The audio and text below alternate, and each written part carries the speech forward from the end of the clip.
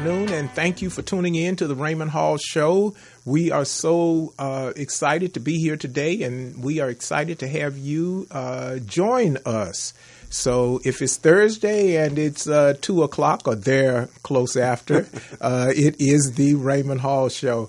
As you'll be able to tell throughout the programming that Mrs. Erica Flynn Walker is not with us today, and she's surely going to be missed, so we'll move on. We are happy to have with us in studio Dr. Barnell Payne. He's going to be here with us throughout the hour, and we're going to be talking about a couple of things. I had the distinct pleasure to hear the mayor's speech to the city on they have reversed that position that they took on housing. Correct. We're going to be talking about that today, and we're going to be talking about some other things. And I was glad he put something else in there too. Okay, because these potholes and went out of control. Okay, it's almost like the potholes is growing potholes. Mm-hmm. Okay, you hit a pothole and your whole car falls into the pothole. That happens. Yeah, it's you know, I almost want to talk to them about TBI, traumatic brain injury, about driving in LA with the pothole. You know, it's ridiculous. You know, and at night it's even worse. You know, you kind of see it and prepare yourself for it in the daytime, but at night but now that's our lighter side of the moment. We want to touch on some things that's pretty important. We saw the passing of the former First Lady of the United States, so we have to be respectful. You know, both Dr. Payne and I are both veterans. Matter of fact, he wears a couple of hats. He's commander of American Legion Post 109, and we always try to do our best to be respectful of the structure of this nation. Sure. So, welcome, Dr. Payne. It's good to be here, Mr. Hall. Okay. It's my pleasure. All right. And so we're going to be talking about a couple of things, and a couple of other topics is that we found that in Flint, Michigan. Oh, that's it. Yes. Yes. The governor ordered the closure of all of the water stations. That's right. Now, the mayor, her article yesterday was pretty in-depth. Her interview also last night I heard on MSN was incredible. Yes, that's where I heard it. Yes. I was very impressed with what they've done. They're ahead of schedule. We're replumbing the city, repiping the city, and that kind of thing. Why cut them off, the water? Why cut them off? Right. And you know, they still have these hot water heaters and things that she was talking about that needed to be replaced. Mm-hmm. You know, it's almost unconscionable that this is the same governor who this happened under his administration. Correct. He was the one that they took over the city, and they were the ones that called the shots on the city. And the people who did this, this is the outcome of it. Yeah. Okay. Now, if you look through it through a different lens, you see mass murder, you see a whole lot of things. But I'm not trying to go there. I'm just trying to say, you know, just because that's Flint and that's Michigan, Los Angeles, Southern California, and everyone else around the nation, we raised to the level of service. We got up and we shipped water from churches. We drove water to Flint, groups, and we acted. Well, put your voice in there. Flint is not some kind of little island outside of the United States. This is not the United States of America and Flint. Mm-hmm. Flint is a part of the communities that make up the fabric of this nation. And they pay taxes. They pay taxes. Correct. Okay, that's that taxation without representation. But it's early in the show, so I'm not going off there. I'm just saying these are the things that are very important. You know, our banner is service is a different conversation. Okay, and I'm not just speaking. We're not just speaking here. The service of you is the health of you. If you want to have a correct posture of health, now, if you want to talk about spiritual health or core health or however you want to call it, include service in your life. We're not just talking about military service or that kind of thing that's foreign. Opening a door is service. Correct. You know, putting an extra quarter in your pocket so when somebody asks you for a quarter, you don't have to fumble for that quarter. That's service. That's service. I'm going to prepare to give. So when a giving opportunity comes my way, I'm ready to give. Correct. So when we see something, let's not get so desensitized to what's going on in someone else's community that we can't offer up our support.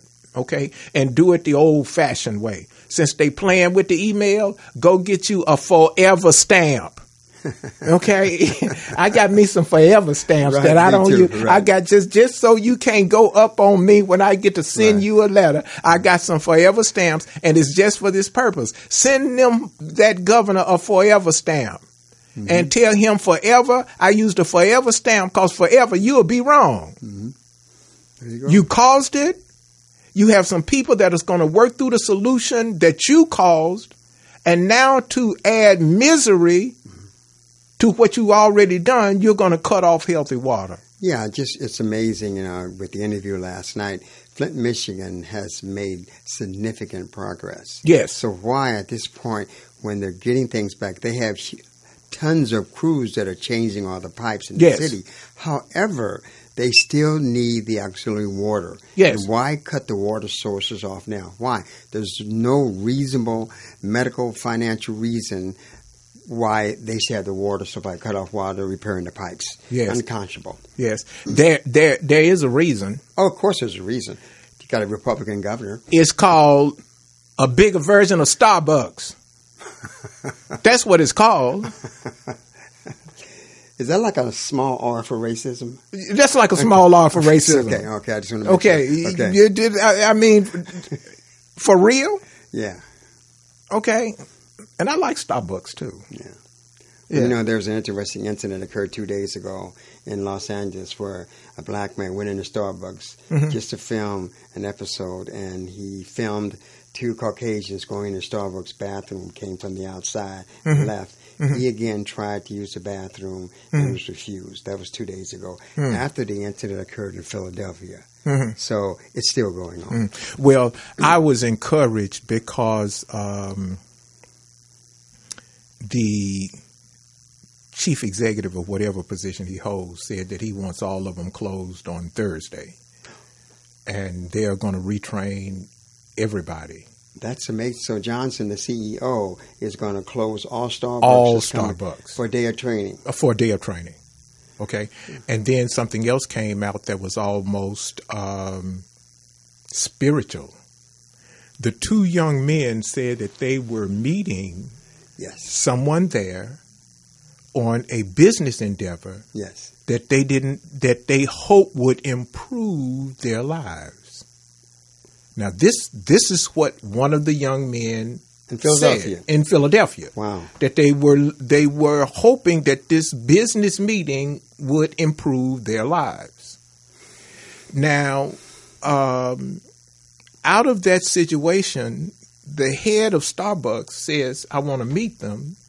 And then the head of Starbucks says, oh, okay, you want to get into real estate? Well, let's see what we can do to help you with your endeavor. So every time somebody try to beat you up, don't mean that whooping is the end result of it. It might be a blessing, but that whooping, it don't make the whooping any easier, you know. Yeah. There's been a time or two when somebody put handcuffs on me, but I wasn't passive. No, you weren't. I'm sure you weren't. No, I wasn't passive, but it was okay though, because I had a whole community with me. Right. Okay. Right. Which makes a difference, you know. I think by saying that, when you have the community behind you, as they do in Flint, it's going to make a difference. Or as they do with some of these Starbucks problems, the community is up in arms and demanding a change. Yeah. Oh, we wanted to go to jail back then. Yeah, of course. Yeah, please lock us up. Oh, yeah, of course. Yeah, I didn't even know the words that we should overcome until I got locked up. Hurry up. Lock me up. Because every time you do me dirt, God going to do something to do me good. Okay, right. So we moving on to events and the thing. The young lady that got on a plane to go from one place to another and got sucked out of the plane. it's amazing. Southwest Airlines has been rated the number one airlines in this country for years. Yeah. And, how can you predict, as they say, mental fatigue? But here's the amazing part about that whole story. Mm-hmm. The pilot, the female pilot. Yeah. Combat vet. Was combat Navy vet who was refused admittance to the Air Force Academy because they didn't train female aviators, so she applied Navy. Mm-hmm. She was, if you hear the interview, she was so calm and cool, and got that because she had trained for missions like that numerous times as a Navy aviator. Right. She was cool. Yeah. I mean, it's almost like in this day and age where women are demanding equal rights. There's no reason why a woman can't do the job she did, and she did it well. Yeah. Well, I am so happy to hear that the rest of the people made it to the ground and survived. Mm-hmm. But that's just horrific because I keep thinking about the small size of that window and the force that's strong enough to have pull a human being through there. 30,000 feet, that pressure that compared to the inside of the cabin versus the outside, and get hit in the head with shrapnel from that blade of that engine is incredible. Yeah. It's a horrible situation. And you dropping so many feet every minute. Oh, yeah. Yeah, that's so. Those are just a few of the things that touched me. It was interesting how the Bushes all called Mrs. Bush the enforcer. Yeah. Said Daddy was okay, but Grandmama was the enforcer. I said, yeah. So I think that what we need to do is just pay attention. That love affair that they talked about really touched me too. That's 73 years of marriage. Yeah, she said the first time he kissed her in public, she said that was it. Yeah, that was it. She told somebody, "You can talk about me all day long, but if you talk about my husband, it better be outside of my hearing range." We all remember. We certainly we had differences with both Bushes, but I do remember when he was president, respecting his wife. I do remember when his son was president, respecting his mother. Yeah. People had affinity for Mrs. Bush. Yes. I mean, there's nothing negative we said about it because she was something special about her, despite the fact that, I'm a very liberal Democrat. Right. But I respected and enjoyed hearing her talk and what she was doing. And we've had a few first ladies that are like that, Michelle Obama, Eleanor Roosevelt, Amy Carter, Miss Bush, that you really respected as first ladies. I think I respected all of them for the position that they had. Oh, I did. I even respect this one now. But as far as having affinity and a wait a minute, we talking about the president. That's what I'm saying. Oh. You just threw that in there for good conversation. Oh, okay. All right, moving right along. I respect the position of the first lady of the current president. Yeah. I respect the position. Okay. Yeah, so because that is something they have. Because, as you remember in the military, if you're saluting an officer, you don't really salute the officer. You salute the rank and the respect. The position. Right. The position. Matter of fact, I didn't even see the person anymore. Right. Yeah. Right. You saw the rank. And that's what you respected. That's what you saluted. Yeah. Because I would say 99% of the time, I didn't like the person. I didn't like what they was telling me to do, and I didn't like where they was telling me to go. But you respected the rank. I respected the rank. Right. Okay. And it was one other thing I respected. Leavenworth. They don't say Leavenworth, people. They say Leavenworth. For those of you who don't know, that's the military prison. And once you go, because we were escorts and couriers and all that. Right. Once you go there and you see, no, this ain't that's for like the going kid. to San Quentin. This ain't for the kid, all right. So, but the command structure is important, and that's why I have a lot of respect for the men and women that serve. That's what's important. Sure. You are told to go places and to do things that don't always agree with you, but you have been given that command, so you go. And that's one of the things that brings us here and why the Raymond Hall Show is even here. We are gifted with all of this technology, and we embrace it. And rightfully we should. Sure. I'm here because of the technology, which is heart transplant. Sure. But we cannot dismiss the value of service. We just cannot dismiss that. Well, just on that line, just think about the service that heart surgeon did for you. Mm-hmm. You know, the service, and he did it out of service. Mm-hmm. You know, because it wasn't the money. You know, but he did it. He was servicing another human being. And when you think about it, that's a tremendous service, just the mechanics and the technology of putting a donor heart into another human being. Yeah. That is supreme service. Yes, yes. Oftentimes I think about the 18, well, it'll be 18 years in June, but I think about the times that I would not have known if I had not had the transplant, and no matter what, I come to the conclusion that I'm grateful. So my reasonable service is to say, you know something, somebody has been tremendously good to me. Yeah. So let me just keep grounded there. Yeah. Do I make mistakes? Oh, my goodness, I make some mistakes that you would think sometimes that I should know better than to make, but I make them. Well, you can always say that the mistakes that you're making is the mistakes of that person's heart you have, and you can blame it on that. Well, I don't think that'll work. No. I think somebody look at me and what's the word they use? Please. Yeah. Okay. What's the other word? Yes. Yeah. So all I'm saying is that with this experience we have through life, one of the things that is vital, we're not islands. People responded to us. I never will forget that earthquake in San Francisco. Remember when everything fell in San Francisco, the Northridge quake hit. Whenever the nation literally put itself on hold, and came to help Southern California and Northern California. Our wildfires, just we're fine 1 minute, and the next thing you know, the Southern California is ablaze because of the wildfire. And the people came to help. And they came to help. Okay. Unlike Puerto Rico. That was another thing. They fired the subcontractor after the subcontractor put the lights out twice. The lights went out yesterday, didn't they? Didn't they? Yes, they were black yesterday. They went black yesterday. And the amazing thing about Puerto Rico is that in 43 days, the hurricane season starts. From now. Wow. 43 days from now, the new hurricane season starts. Yeah. I really believe that the voice, no matter what your voice sounds like, we all have a voice that we need to use. And the more you use your voice, the stronger that your voice gets. Mm-hmm. That's a part of the nation.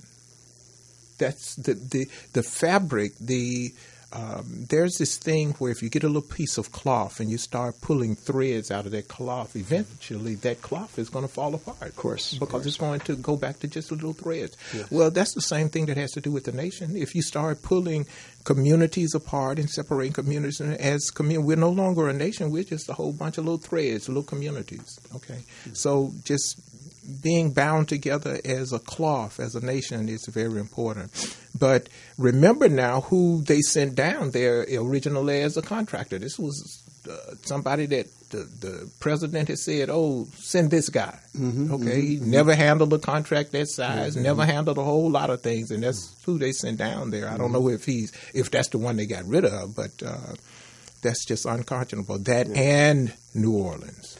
Yes. Okay. So remember, if you don't use your voice for your neighbor won't be around to use their voice when your time comes. So let's do that. We're going to take a quick break, and when we come back, we're going to get into our show. We'll be right back.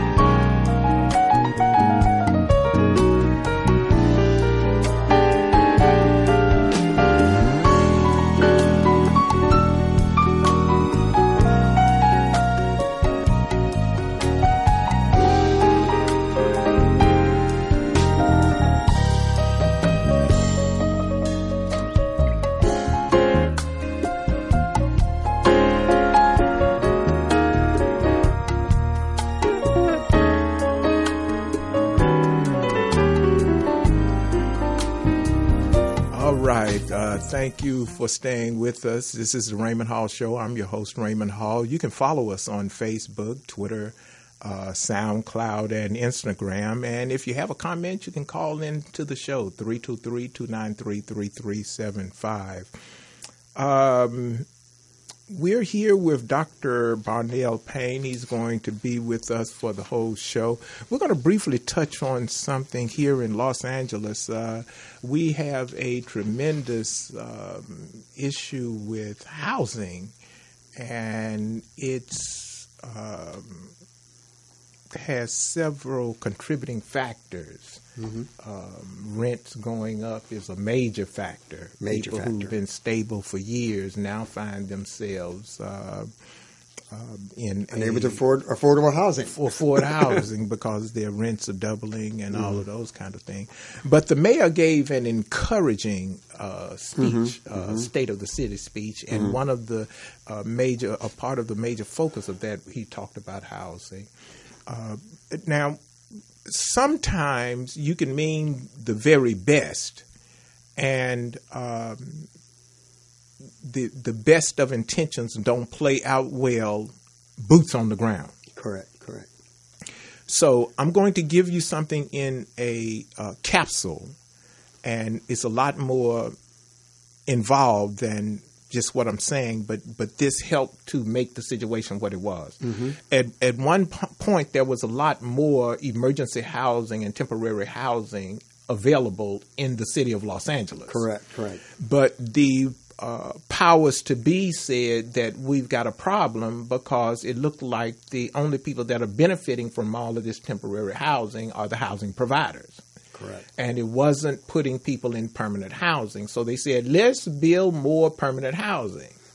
And they shifted the money that was being budgeted from a focus of immediate housing to permanent housing, permanent supportive housing, other kind of housing, affordable housing, and those kind of things. And no one accounted for the fact to do that it was going to take years. Correct. To build up that inventory. But yet people coming to a state of homelessness was immediate. It was coming every day. So the homeless population, that was one of the contributing factors, not all of it, but that was one of the contributing factors to the homeless situation that we now see. So what was encouraging about Mayor Garcetti's speech on the state of the city was that he broke away from that. He didn't just break away from it. We've got tools, HHH, and all the bond measures and things that we've done, but the focus had been, toward permanent supportive housing. Right. So now what he's saying is that we're still going to continue down that path, but we need some immediate temporary housing.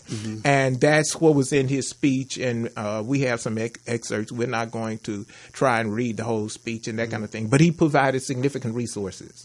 $220 million, $493 million, and this is not just to get the emergency housing, but to provide the services that's needed to go along with those houses. Yeah, and I think that's what's going to make a difference is the services that go along. You can't throw a person in a house and not have the service to support them being there. Correct. Food and et cetera, and medicines, et cetera. Correct. New York actually started the housing first. I've seen variations of it in different places and things like that. But years ago, you could walk up to a law officer or a peace officer in New York and say that you were housed, and that they were obligated under the law to address your need. Okay. And because here the thing was, okay, we'll help you with the housing, but you got to go through a program. You got to get the drugs, and you got to get the alcohol and those kind of things. So it kind of complicated the housing issue. And now that's no longer the case here. So it's another form of housing first. So that's really encouraging. And I'm thinking that there were a couple of barriers. Some communities were saying, not in my community. Yeah, and that's surprising, and it's even worse in Orange County. More groups are saying, "Not in my community," et cetera. But it's amazing to say that, not in my community, because it really doesn't solve the situation or help it at all. Well, it doesn't solve the situation, but what it does, it gives them flexibilities to some things. I won't name the city because it's not just one city. Correct. You have to, if you take certain funds through various federal agencies, you have to account for certain populations. And one of the populations is the homeless population. Of course. So if you do not take certain HUD funds, you do not have to obligate yourself with keeping up with that. So you can really say, we don't have a homeless problem. Oh, that's amazing. So what you're saying, just to recap what you just said, if you don't accept certain funds, then you don't have to deal with that problem. That's but right. If you do accept those funds, you deal directly with that particular population of people. You got to deal with it. So that's why you see in some cities, the law enforcement entities are more proactive in moving persons that are without housing permanency on. That's similar to the whole thing about Obamacare. If you don't accept the funds for expanded Medi-Cal, well, then you don't have to deal with it. Because you don't accept the funds anyway, which is insane not to accept federal funds to help you with health care. But if you don't accept it, then you can continue your same racist ways. Right. And that's what's going on. It's institutions. Like I said, I won't call the names, but they're out there. It's amazing on that same line what happened the day before his speech. The VA, Westwood announced the fact that beginning last night, that their entire parking lot is open 24 hours to homeless vets and cars. So you can now go, and they'll provide supportive services too. Because what has been happening in the last 6 months or year, vets who didn't have a home but had a car, were driving to the parking lot at the VA hospital in Westwood, but they were escorted out. As of last night, they can stay in the parking lot and camp out there. West Los Angeles, the VA hospital in West Los Angeles is the largest VA complex in the nation. I didn't know that. Yes. And back in the early days of me coming here, the VA West LA parking lot was the camaraderie spot. You did tell me that one time. Yeah, that was the place where you could sit and talk and male vets, female vets, just sit, laugh, have yourself a good time. And this was when the VA really hired veterans. When the kitchen really cooked, and they were the real vets. They cooked in the Army or the Navy or whatever, and they got jobs. Everybody that worked there, and a lot of the doctors and nurses were vets and stuff as well. So you saw a lot of people that when they got off from work, their position, they'd come out there in the parking lot, sit and talk to you and laugh, and that's the unofficial way of how we got around and got services and that kind of thing. I commend the VA. I went to 11,000, and they were so proficient up there, it scared me. Long lines. I know, and they remodeled the place. I went up there and I almost got lost. I was shocked because I'm normally used to go on the fifth floor. Right. And they said no. You go to the 2. Yeah, and I was. They had these nice benches, and it was I said, soft lights, and they speaking to you nicely. Yeah, I thought I was on the movie set of 2001. I told them don't lock that door. I know. Okay, you trying to get me in here, but can I get out quickly? Right. He said, yes, sir. Just touch the thing, and you get okay. I'm just checking. Yeah. Okay. Yeah. Well, thank God that the VA is changing because bit by bit. Bit by bit, there's still some issues, but they are changing. So we just wanted to mention that they have finally recognized that they're going to be addressing the housing issue in Los Angeles. So let's everybody still be encouraged. And and he put fixing the streets in the budget too. No more potholes. Okay. I thought maybe they had a deal with the auto repair people in there. Yeah, that's what I was thinking too. In fact, I remember there's I go to Davis Brothers Tires over there on La Cienega, and where you just drive through and you can get your tires. But anyway, and they were telling me, they said, "Hey, Doc, we're making a lot of money. These potholes are killing these tires." That's right. And we wanted to continue. Yeah. Because look, Doc, we've seen you, 3 or 4 times in the last couple of years getting new tires because of the potholes. The potholes, they growing, they producing more potholes. Right. They laughing at us, I think they be want to get you and then want to slam you and then want the granddaddy or really just tear your car up. And when you look up, just keep in mind, tires are expensive, and that's not covered by insurance. It's not just the tires; it's tearing up the rack and pinions. Right. It's doing damage to your car. Yeah, it really is. Okay, so this is by him, committing to do that. It's going to make a big difference. Yeah. I wanted to use my phone and see if 3 o'clock in the morning one of them people ain't going out there tearing up the street. So when the sun come up, all they got to do is sit there and wait. Right. Man, why you sitting here? You ain't getting no business. Just wait. Okay, by 10 o'clock, they got all the business in the world, the pothole. Yeah, so I was encouraged that he put money in there for that. So thank you, Mayor. We're all happy, about you putting money out there to take care of our brothers and sisters with housing and the potholes. Now, let's get to the reason why you're here. Mm-hmm. Okay.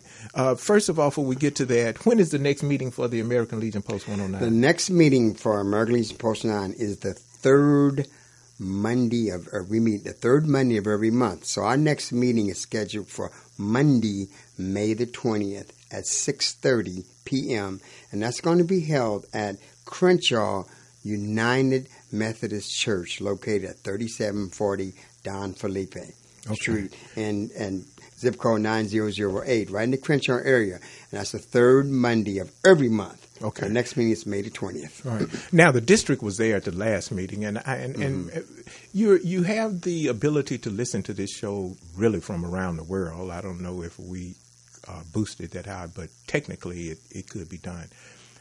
If you don't have a organization in your community where veterans can come and get together and that kind of thing, that's what this is about. Yes. Not only is it an announcement for the local area, but it's also to talk to you about what is being done in the local area, that if you don't have that going on in your area, why not start it? We have the young lady, what's her name, Ruth Harris. Ruth Harris was instrumental in helping to start one, and then she saw a need where the women needed a post, American Legion Post to themselves, and so they formed a all-female American Legion Post. Mm-hmm. Okay, post number 631. 631. Mm-hmm. So they could address their issues and talk about the things that they wanted to talk about as a unit. Yes, as a female unit. So just have some service on something. You don't have to have service with everything, with service on one. Now, you all have an event coming up. Yes, we do. April the 28th. 28th. Mm-hmm. Okay. Talk to us about that. Well, as a lot of the audience knows, particularly those who live in Los Angeles, radio station KJLH, Kindness, Joy, Love, and Happiness, every year they have a Black Women's Health Forum. Okay, and it's specifically designed to deal with health issues affecting Afro-American women. It's a huge event. This year it's being held at the Long Beach Convention Center on Saturday, April 28th, from 8 in the morning to 4 in the afternoon. Okay. And at this forum, you have healthcare vendors, you have a number of breakout sessions, and a lot of demonstrations. The whole day is actually designed to improve the health care of Afro-American women and address certain health disparities that our community has, particularly among females. And my particular, I'm a CEO or medical director of Clear Path Life Center, and where we deal with a lot of different health issues, particularly in the holistic area, exercise, chiropractic service, masseuse, life coaching. We're going to be at this event on April 28th. We have a booth where we're going to be talking about our products. We're going to be doing a number of different things. One of the main things that we're doing there is we have a breakout session at 12 noon on that Saturday, and it's Clear called Path. Clear Path. Clear Path is holding the breakout session. Yeah. Okay. Clear Path. and Dr. Payne's House Calls Mm-hmm. has a breakout session called Let's Talk About Sex. Mm-hmm. It's protection and afterthought. Mm-hmm. Okay, so we're going to be discussing a number of issues, sex issues involving Afro-American women. Okay. Emotional, now, psychological, let's do a couple of things. Is this the first year for the event? Or No, it's not. This is actually, I think, the 16th or 17th year for that. The radio station has been sponsoring this event. This is our third year that we've been participating. And normally the numbers are around 15 to 17,000 women attend this particular forum. And it starts at 8 o'clock in the morning. There's a general assembly for a couple of hours where they discuss topics. And then we break off into breakout sessions. And you have a very, very large vendor section where you can get just about any type of information on a number of healthcare products. Okay. Now, the information that you hear on the Raymond Hall Show is clearly that of our guests that come on the show. It's not necessarily information that we support or provide. I mean, you're not opinionated? Well, I guess if you find somebody on this earth that's not opinionated, you know they lied. But here's what I needed to say that in order to say this. Don't let the title mislead you. This, when I looked into it, this is something that is a health issue. Unbelievable. Okay. Unbelievable. So talk to us about what Let's Talk About Sex breakout session is going to be talking about. Well, we're going to be interesting. We have as our guest speaker Dr. Regina Edmond, who is an Afro-American female OBGYN specialist. Okay. She's from the community. She went to high school in Los Angeles, went to med school in Michigan, went to Spelman undergraduate school, trained at a great institution, Martin Luther King Hospital, and OBGYN. Very, very polished and no sisters, put it like that, no sisters. So we're going to be discussing issues about what is healthy sex, what are some of the things that affect. And this includes your partner. This includes vaginal dryness. Includes your diet, which exercises make sex better. And there are a number of those. How does your diet affect healthy sex? A lot of time is going to be spent on STDs because let's face it, it's prevalent, in there, and the use of protection. As we know, now as my dad always told me, son, don't go out unless you have your raincoat. Right. And those are some of the things you're going to be discussing in this particular segment. When I like everyone else, when I saw the headline, that's an interesting breakout session. And then when I dove into it, yes, I went, okay, this really is about health. About health, yes, it's truly 100% about health. Yeah. And so, but it's really not a kinky show. It is about health. Yeah. No. I'll tell you why. I went back to health. When I was waiting for the transplant, I'm in the hospital. My heart had failed to the point where I had to have that heart mate to keep me alive. And so you're screened up to a point, but there's still a few tests that they had to do. And the doctor... or whoever it was, came in and said, Mr. Hall, we're going to have to take another test, okay? And this test is important because if you don't pass this test, no heart. And he said, we're going to have to see if you have some kind of disease where it would be a waste to give you a heart. Of course.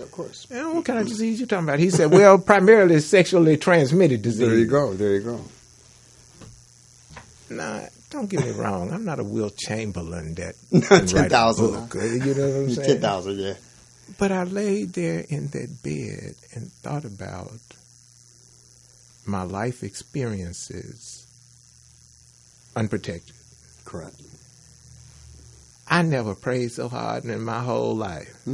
Lord, please let that test come back because I could not remember. Correct. So that's why I was talking about I got health. that. Health is the health component is important, because when you start thinking about if you have a time when someone says your health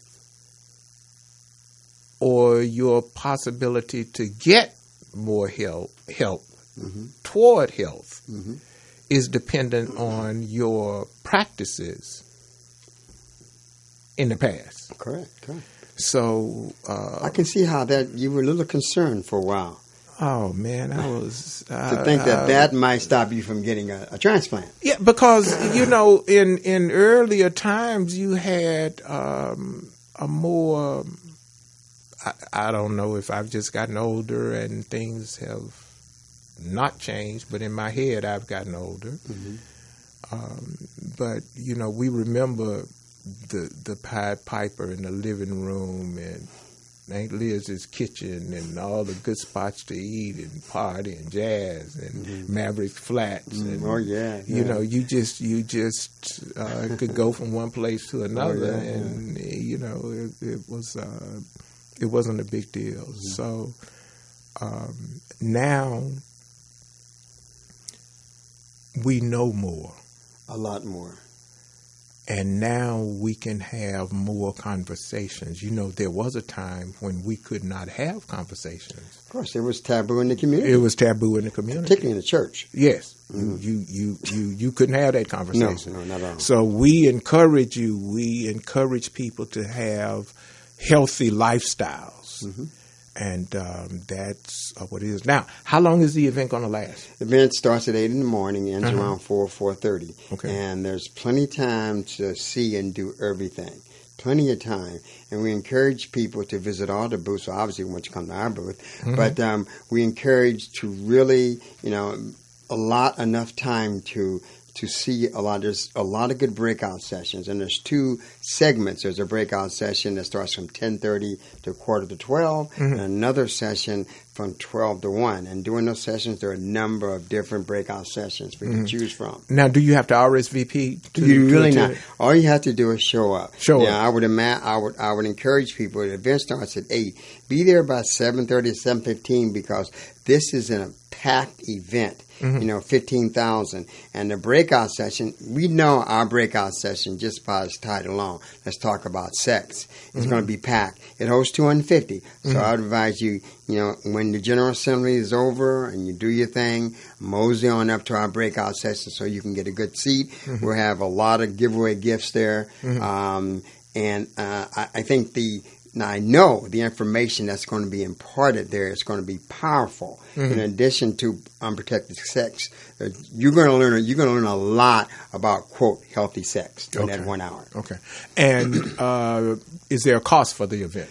The event is free. Okay. All it costs you is your 6 or 7 hours there, but that time spent is well worth it. It's free. Free. What about parking?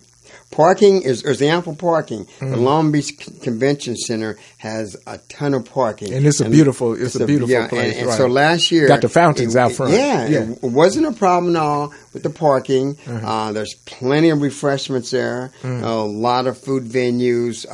So it's really, I've enjoyed not only participating in the event, but it's actually informational gathering when I was here. Right. I made a lot of good contacts, so I think it's an incredible event.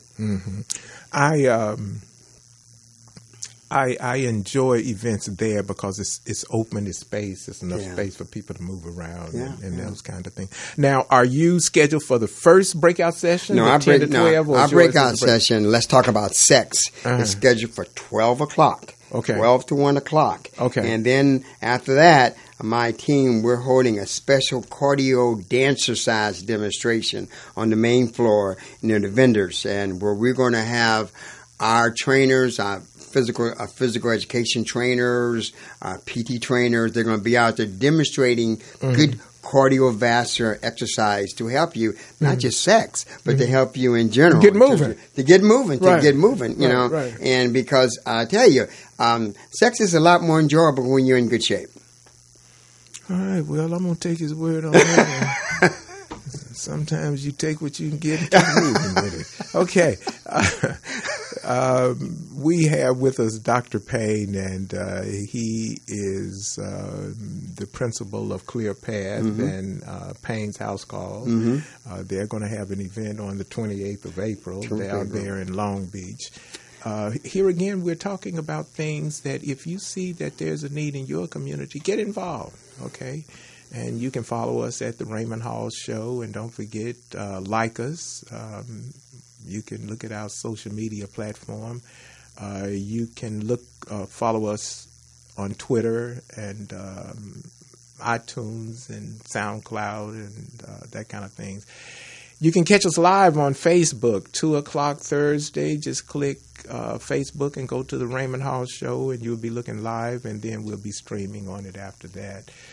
We are so thankful for Morris Media Studios. We record here out of Morris Media Studios in the iconic Leimert Park here in Los Angeles, California. Dr. Payne has been a integral supporter of this show, the American Legion, Post 109, and Clear Path, and Dr. Payne's House Call. You do so much for the community. Yeah, we also, I want to throw this in too. We also, every 2 months, we offer a free, I'm going to say that again, free CPR class. Okay. And if you want to sign up for our CPR class, you can call this number, 323-903-5452. Okay. And we offer free CPR classes, and there really is no excuse not to know CPR, particularly when the class is free. Right. So now, do you have a web address? We do have a web address at clearpathlifecenter.org. Okay. You can get us there at www.clearpathlifecenter. And also we have an email address, info@clearpathlifecenter.org. Okay. Easy to Google. You can find out information. We have a phone service you can call and talk to our manager, and she'll give you additional information about the events that are going on. Okay. Well, I want to thank Dr. Payne, and I want to thank you for all that you do in the community. Thank you. If I may, for the veteran community, I want to thank you for your work you do as commander of the post. It's easy when we talk about people who lead and lead by example. Dr. Payne is one of those people in lead by example.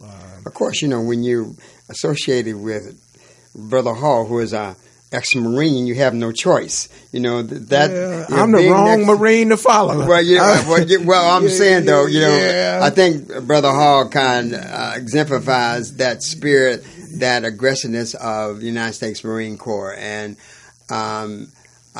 Mr. Hall is in our post. He's a very intricate part of our post. We thank him not only for allowing us to be on the show and talk about the Veterans Fair, but just all the work he does for veterans. It's very difficult at times to be a veteran. Because thank God that we were active duty when we were young. Yes. Certainly wouldn't do it when we were old. No. But being a veteran carries a lot of significance, because things happen during that 2, 3, or 4 year period of time, regardless whether you're an officer or enlisted man. It was truly traumatic. Yeah. And to have people now like Mr. Hall continue to cry and initiate support for our veterans who, see, the thing about our veterans, they serve with pride. Right. And even now, if you in this community, when you walk over to Leimert Park and you see the homeless vets, one thing stands out. They have their unit insignias on. They have their caps on. They are proud to have served, despite their current dilemma. We're coming to the close of the show, but one of the things that's vitally important to understand about all persons who serve in defense of this nation, a couple of things are going on. Number one, they are commendable. You can give them a command, and they understand that it's important for them to carry out that command to the best of their ability. Correct. Right. And carrying out that command to the best of their ability really is not for them, but it is for their charge. They are charged with standing that post so that the nation will be at liberty to be at liberty. Good point. Excellent. Okay. Excellent. So I think it is disrespectful that when men and women who serve this nation come home and now their service have left them in a harmed state and they are relegated to someone's lack of respect. Lack of respect. Okay. And whenever they're not given the treatment that they need to help them, that's a lack of respect. Whenever someone says that we have the largest hospital in our community, but we have a large community of homeless veterans, something's wrong. Something's wrong. Yeah. Okay. So the men and women who serve this nation are serving with one thing in mind. They're serving so that you and I will be at liberty to be able to do the things that we want to do. Now, another point to add to that, in 1968, 65% of Congress were made up of veterans who had served either Korea, World War II, or Vietnam. Now it's 18%. Yeah. Well, like I said, we're coming up on the end. Replica of the Vietnam Wall was here in Gardena a couple of weeks ago. And after church service, I went to see it, and I was in an open park, and I just could not breathe. And I was a pistol for about 48 hours. I didn't want to talk to nobody. I didn't want to, it was too much. Over 58,000 names are inscribed on this wall. These are the names of men and women who actually lost their lives in Vietnam. And the least that we can do is be mindful to be respectful. So we're going to offer Dr. Payne. Dr. Payne, you got about 30 seconds. So tell us again, give us some contact information. Once again, any information you want to gain about what we're doing, you can call area code 323-903-5452. We'll bring you up to date on all the events, what's happening. I look forward to seeing everyone at the KJLH Black Women's Health Forum on Saturday, April 28th from 8 a.m. to 4 p.m. Okay. And we are so thankful to have you here. We especially want to thank our newest listening family, all of the men and women and children that are there at Do Right Christian Center. I so enjoyed being there with you last night. It was an enjoyable time. Everybody, if you think the show has value, then like us, tell friends about it. Mrs. Walker, we hope that we will be seeing you soon. You are truly missed. We thank Morris Media Studios for giving us this opportunity to broadcast from this highly technical facility. And we want to thank all of everyone who serve in their own various ways. Service is a foundation, and every time you give service, it adds to the foundation. Now, what does the foundation do? The foundation lets you build a structure bigger and bigger and bigger. The very rights that Flint has to be able to address the wrong came because people built the foundation even before someone did what they did. We want to thank you for tuning in to the Raymond Hall Show. We want to thank you for the service that you give. We want to thank you that you are a part of the fabric of America that holds to the fact that service is a different conversation, and the service of you is the strength of the nation. Have a good evening. This is Raymond Hall at the Raymond Hall Show.